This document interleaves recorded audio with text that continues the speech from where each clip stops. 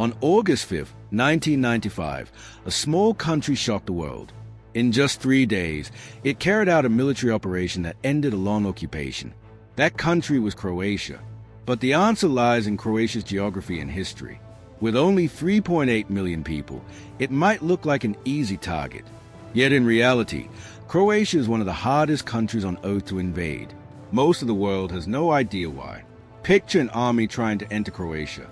Steep mountains block the advance from the north.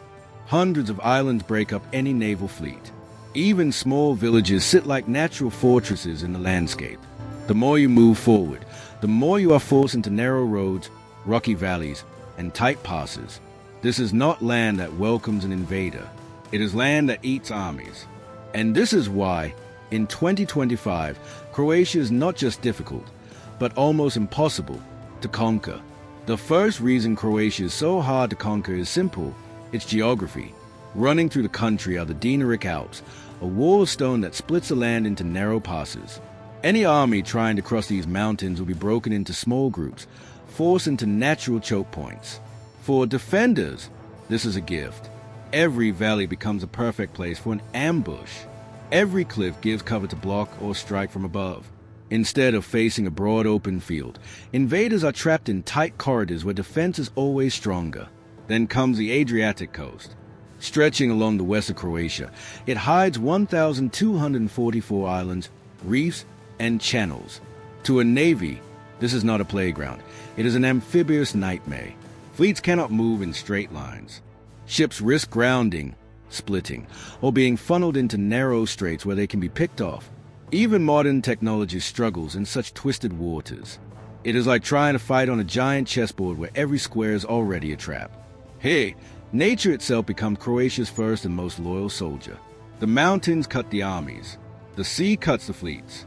And together, they form a living fortress that no outside power can easily cross. But what happens when this powerful geography is reinforced by centuries of human walls and defenses? If the mountains and seas made Croatia hard to cross, its walls made it even harder to take. Across the centuries, Croats turned natural terrain into stone fortresses. The most famous are the walls of Dubrovnik. Built along the coast, they were so strong that no empire ever broke through them. Every tower and gate was designed to slow and punish an invader. Then there are the walls of stone. Stretching for miles, they rank among Europe's longest defenses. They protected key trade routes and blocked enemy armies from moving inland. But Croatia's defenses were not only long, they were also high. The Klis fortress, built above a mountain pass, stood as a shield against the Ottoman Empire. Again and again, Ottoman forces tried to break it. Again and again, they failed. Every stone in these walls tells a story of resistance, sacrifice, and survival. These are not just old ruins left for tourists. They remain part of Croatia's cultural DNA. They remind the people of who they are and what they have defended. For invaders, this meant more than lost battles. It meant lost time, lost men, and broken morale. Empires bled on these stones. Yet history does not end with walls. Modern warfare brings artillery, jets, and missiles. So the question is, how does Croatia defend itself in the modern age? When the threat of invasion grew during the Cold War, Croatia and its Yugoslav past took a new path. It went underground. Across the land, huge tunnels and hidden bases were carved straight into mountains. These sites were not small shelters. They were full military complexes, built to survive even the worst attacks. On the island of Vis, entire command systems were buried beneath the rock. Here, leaders could direct both naval and air forces while hidden from enemy bombers. Even a massive first strike would not erase Croatia's ability to respond. The plan was simple. If the skies and seas were lost, the fight would continue below the surface. For defenders, these underground fortresses meant safety, storage, and secret mobility.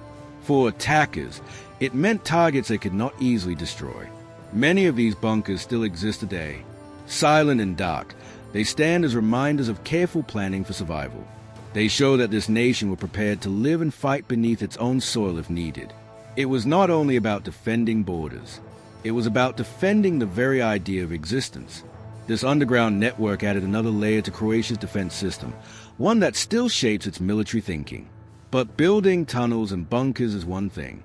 The true test came when Croatia had to prove it could fight back in a real war.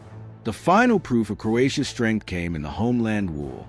From 1991 to 1995, Croatia faced an enemy with more weapons, more tanks, and more men. On paper, the balance looked hopeless. Yet the Croatians did not collapse. They built a defense based on mobility, speed, and local knowledge. Small units used the mountains, rivers, and forests to wear down larger forces. When the moment was right, they launched counterattacks that shocked the enemy. The turning point came with Operation Storm in August 1995. In just 72 hours, Croatia recaptured huge parts of its occupied territory. It was one of the fastest military campaigns in modern Europe. For Croatians, this war was not theory, it was experience written in blood. Every family knew someone who fought or someone who was lost. This gave the idea of defense a deeper meaning. It was not just about holding land, it was about survival itself. The Homeland War hardened Croatia's doctrine. It proved that combining difficult terrain with strong will could defeat even a larger enemy. Any future invader would have to remember this hard lesson. In Croatia, numbers alone do not guarantee victory. But the story does not end with national strength. Today, Croatia is no longer standing alone. Its role has changed with its full place inside NATO. Since 2009, Croatia has been a full member of NATO. That membership changed everything about its defense. Any attack on Croatia is no longer just a national issue.